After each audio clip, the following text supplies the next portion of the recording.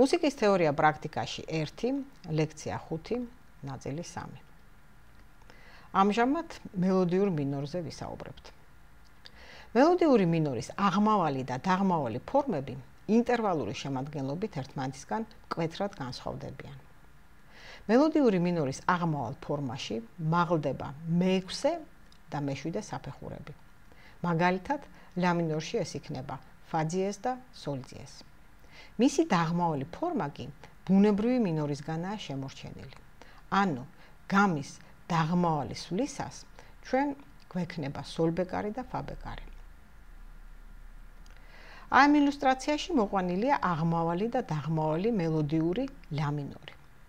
როგორც ხედავთ, აღმავალ ფორმაში გვაქვს ფა დიეზი და სოლ დიეზი, ანუ ამაღლებული მე-6 და მე-7 საფეხურები, ხოლო დაღმავალი ფორმა ბუნებრივი მინორისგანაა შემორჩენილი. სწორედ ამიტომ დაღმავალი სვლისას ეს ფა დიეზი და სოლ დიეზი უქმდება და გვაქვს სოლ ბეკარი და ფა ბეკარი. მოვისმინოთ მელოდიური მინორის აღმავალი და დაღმავალი ფორმები. ამ შემთხვევაში მე შევასრულებ ლა მინორს.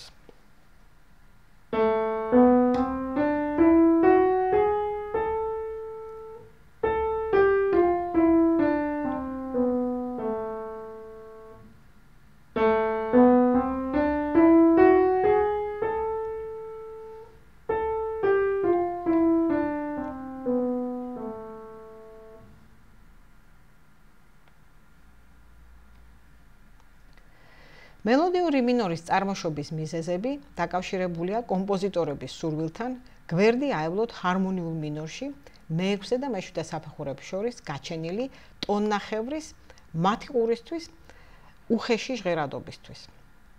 რაც შეეხება დასახელებას მელოდიური, ეს ამ კილოს მელოდიებში გამოყენების სიხშირით არის განპირობებული.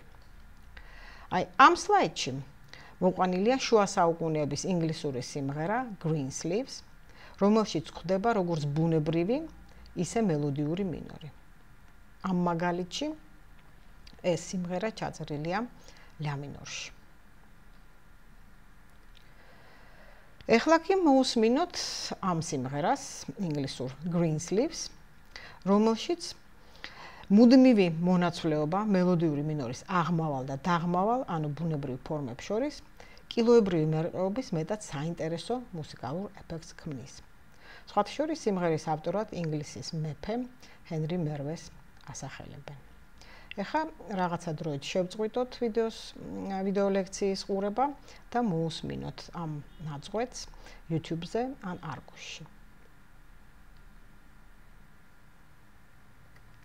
ზოგადად კომპოზიტორები სამივე სახეობის მინორს ერთი და იგივე გამის ნაირსახეობებად განიხილავდნენ. მუსიკალურ ლიტერატურაში ამის უამრავი მაგალითია. ასეთია იოჰან სებასტიან ბახის გუნდი 113 კანტატიდან, რომელშიც მეტად მოკლე მონაკვეთზე სამივე სახის მინორია გამოყენებული. ეს მონაკვეთი სწორედ ამ ილუსტრაციაშია მოყვანილი. ხედავთ, სულ ორი ტაქტია და ამ ორი ტაქტის მანძილზე თქვენ ხვდებით როგორც ბუნებრივ, ისე მელოდიურ და ჰარმონიულ მინორს.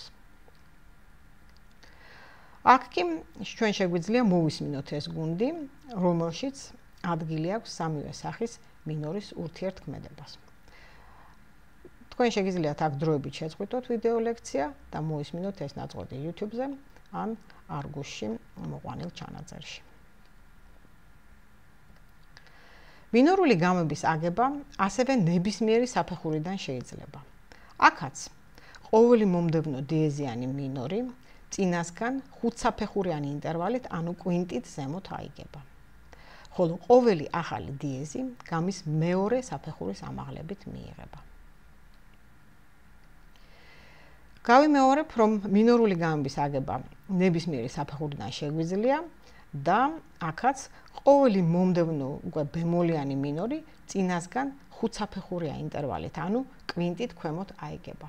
ხოლო ყოველი ახალი ბემოლი გამის მე-6 საფეხურის დადაბლებით მიიღება. ტონალობების ასეთ განლაგებას, ანუ უფრო სწორად რომ ვთქვათ, გამების ასეთ განლაგებას ტონალობების კვინტური წრე ეწოდება. კვინტურ წრეში დიეზიანი ტონალობები, გამები განლაგებული არიან აღმავალი კვინტებით და ბემოლიანი ტონალობები, ანუ გამები დაღმავალი კვინტებით. სხვანაირად თუ ავთვლით, აღმავალი კვარტებით. მუსიკაში სიტყვა გამა, როგორც წესი, ამა თუ იმ ტონალობასთან კავშირში იხმარება. ტონალობა მუსიკალური ბგერების გაერთიანების ისეთი სისტემაა, სადაც გამის პირველი ბგერა ცენტრალურ ტონს, ანუ ტონიკას წარმოადგენს. ხოლო გამის დანარჩენი ბგერები მისგან მეტნაკლებად დამოკიდებულნი არიან. ტონალობებს შორის არსებობს სხვადასხვა ხარისხის ურთიერთკავშირები, ანუ ნათესაობა.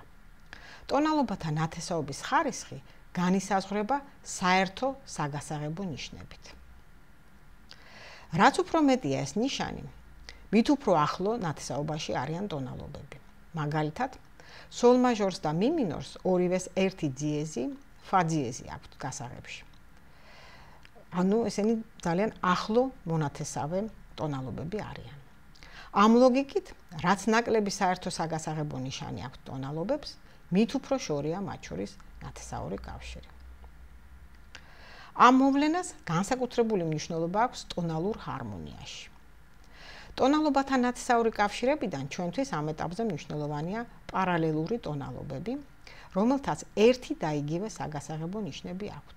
მაგალითად, ფა მაჟორს და რე მინორს ორივეს ერთი საგასაღებო ნიშანი, სი ბემოლი აქვთ, მი მაჟორს და დავუშვათ დო ძიეზ მინორს ასევე ერთი და იგივე რაოდენობის საგასაღებო ნიშნები აქვთ და აი ასეთი ტონალობები პირველი ხარისხის ნათესაობაში არიან ერთმანეთთან. მაგრამ ამას გარდა ჩვენთვის ზოგადად მნიშვნელოვანია ვიცოდეთ ტონალობათა ნათესაობაზე ცოტა მეტი. გარდა პარალელური ტონალობებისა, არსებობს ერთი ნიშნით განსხვავებული ტონალობები, რომლებიც ასევე პირველ ხარისხოვან ნათესაობაში იმყოფებიან ერთმანეთთან. ასეთებია მაგალითად სოლ მაჟორი, რომელსაც საგასაღებო ნიშანი ფა ძიეზი აქვს და რე მაჟორი, რომელსაც საგასაღებო ნიშნები ფა ძიეზი და დო ძიეზი აქვთ. მხოლოდ ერთი ნიშნით, ესე იგი, განსხვავდება სოლ მაჟორისაგან. უფრო შორეულ ნათესაობაში არიან ერთსახელიანი ტონალობები, რომელთაც ტონიკები ერთნაირი, ხოლო საგასაღებო ნიშნები სხვადასხვა აქვთ. მაგალითად, დო მაჟორი და დო მინორი. ტონიკა მათ ერთი და იგივე აქვს დო, მაგრამ დო მაჟორი უნიშნო გამაა, ხოლო დო მინორში სამი ბემოლი გვაქვს. შორეულ ნათესაობად ითვლებიან ასევე ენჰარმონიული ტონალობები, რომლებსაც თუმცა კი ჟღერადობა ერთნაირი აქვთ, მაგრამ დამწერლობა მათი განსხვავებულია. მაგალითად, სი მაჟორს 5 ძიეზი აქვს და დო ბემოლ მაჟორს 7 ბემოლი. ერთნაირად ჟღერენ, სხვადასხვანაირად იწერებიან. ამ სლაიდში მოყვანილია ტონალობების კვინტური წრე, რომელიც ნათლად გვიჩვენებს ტონალობებს შორის ურთიერთობას. ათვლა შეგვიძლია დავიწყოთ დო მაჟორიდან, თუ მარჯვნივ წავალთ გვაქვს ძიეზიანი ტონალობები მოცემული და რაც უფრო შორს მივდივართ დო მაჟორიდან, მით უფრო მეტი ნიშანი გვაქვს, ძიეზი გვაქვს და მით უფრო შორეულ ნათესაობაში იმყოფებიან ეს გამები დო მაჟორისგან. მარცხნივ თუ გადავთვლით, აქეთ ბემოლიანი ტონალობებია მოცემული, რაც უფრო ახლოა დო მაჟორთან, ანუ რაც უფრო ნაკლები განსხვავებაა მათ საგასაღებო ნიშნებს შორის, მით უფრო ახლოა ნათესაობა და პირიქით. ნაწარმოების ტონალობის დადგენა პირველ რიგში მისი საგასაღებო ნიშნებით ხდება. მაგრამ ჩვენ უკვე ვიცით, რომ პარალელურ მაჟორულ და მინორულ ტონალობებს ერთი და იგივე საგასაღებო ნიშნები აქვთ. მაშინ როგორ დავადგინოთ რა ტონალობაშია ესა თუ ის ნაწარმოები? აი ამ შემთხვევაში ტონალობის დადგენა შეიძლება ნაწარმოების დასასრულის მიხედვით. ტონალური ნაწარმოები, როგორც წესი, კილოს ცენტრალურ ტონზე, ტონიკაზე მთავრდება ხოლმე. მოდით შევაჯამოთ დღევანდელი ლექციის შინაარსი. კილო ბგერების ურთიერთ დამოკიდებულებაა, რომელსაც მისი ცენტრალური ბგერისადმი, ანუ ტონიკისადმი მიზიდულობა აერთიანებს. გამა სიმაღლის მიხედვით განლაგებული კილოს ბგერებია, ხოლო საფეხური გამის თითოეულ ბგერას ეწოდება. ტონალობა მუსიკალური ბგერების ცენტრალური ტონის გარშემო გაერთიანებას წარმოადგენს.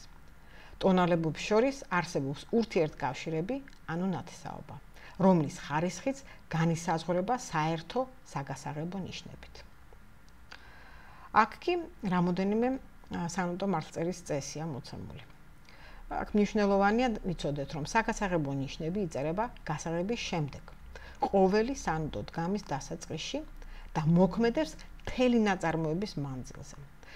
შემთხვევითი ნიშნები იწერება უშუალოდ ნოტის წინ და ეხება მხოლოდ ამ ნოტს. აი შემდეგ ორ სლაიდში მოცემულია მაჟორული ტონალობების კვინტური წრის სანოტო მაგალითები.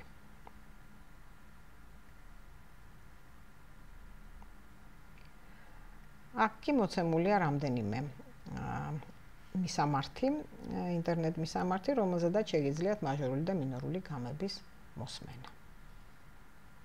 ამითი დავამთავრებთ დღევანდელ ლექციას.